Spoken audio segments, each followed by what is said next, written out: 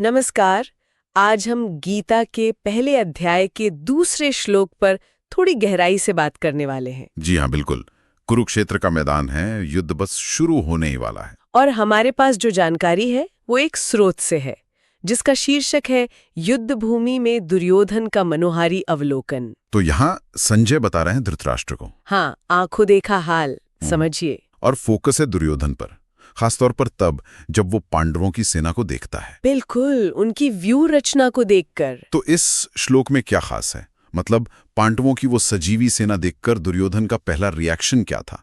आज इसी पर बात करेंगे। हाँ, ये जानना बहुत दिलचस्प है। तो श्लोक में आता है दृष्टवतु पांडवानिकम व्यूढ़म, मतलब पांडवों की सेना को व्यूह रचना में सजावा देखकर। और ये व्यू रचना कोई मामूली चीज नहीं थी, एक बहुत सोची समझी स्ट्रेटेजिक फॉर्मेशन होती थी। हाँ, शक्ति और रणनीति दोनों का प्रदर्शन। तो इसे देखकर दुर्योधन क्या करता है?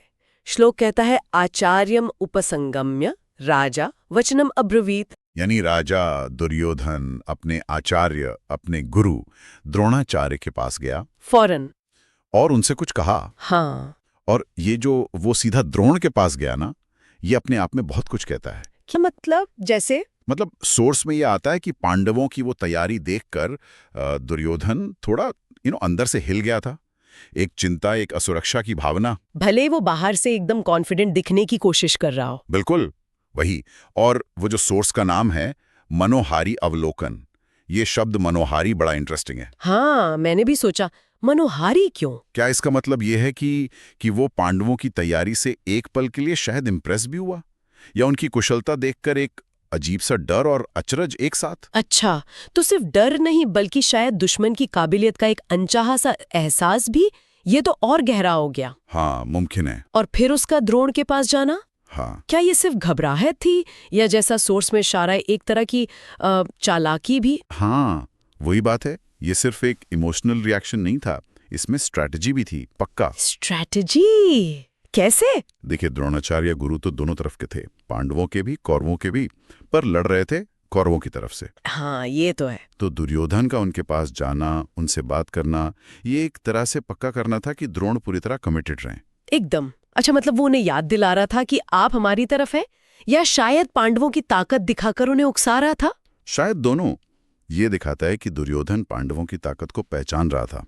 वो समझ रहा था कि सामने कौन है, और वो अपने सबसे अहम योद्धाओं में से एक को, मतलब द्रोण को, मेंटली तैयार रखना चाहता था, जगाए रखना चाहता था।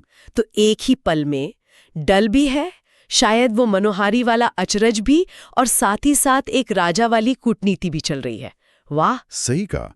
ये श्लोक असल में युद्ध शुरू होने से ठीक पहले का जो साइकोलॉजिकल प्रेशर है उसको दिखाता है। हाँ, वो तनाव साफ महसूस होता है। ये सिर्फ एक घटना नहीं है, ये लीडरशिप, साइकोलॉजी और स्ट्रैटेजी सबका एक छोटा सा केस स्टडी है कि कैसे दुश्मन की तैयारी देखकर एक लीडर के मन पे असर पड़ता है। हाँ, उसकी चिंता बढ़ती है और वो फौरन एक्शन लेने पर मजबूर हो जाता है।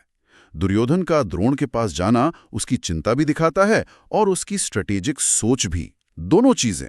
तो अगर हम संक्षेप में देखें तो ये दूसरा श्लोक हमें युद्ध के ठीक पहले वाले माहौल में ले जाता है। दुर्योधन की अंदरूनी चिंता को दिखाता है, जो पांडवों की संगठित सेना उनकी व्यू रचना को देखकर पैदा हुई, और साथ ही उसकी बाहरी चाल को भी दिखाता है। हाँ, अपने गुरु और सेनापति द्रोण को साधने की कोशिश। ये हमें ये भी बताता है कि कैसे तैयारी, कैसे ऑर्गेनाइजेशन का प्रदर्शन सामने वाले के मोरल और स्ट्रैटेजी पर सीधा असर डाल सकता है।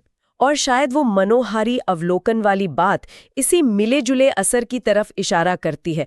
तैयारी इतनी अच्छी कि दुश्मन भी एक पल को चौंक जाए, या शायद डर के साथ तारीफ का भाव आ जाए। बिल्कुल हो सकता है। यहाँ एक बात सोचने वाली है हम सबके लिए। किसी भी बड़े चैलेंज या टकराव से पहले जब आप अपने विरोधी की ताकत को अंदर ही अंदर पहचान लेते हैं, भले आप उसे जाहिर ना करना चाहें, तो वो एहसास आपकी पहली चालों को, आपकी पूरी स्ट्रेटजी को कैसे शेप कर सकता है? ये गहरा सवाल है, सोचने लायक।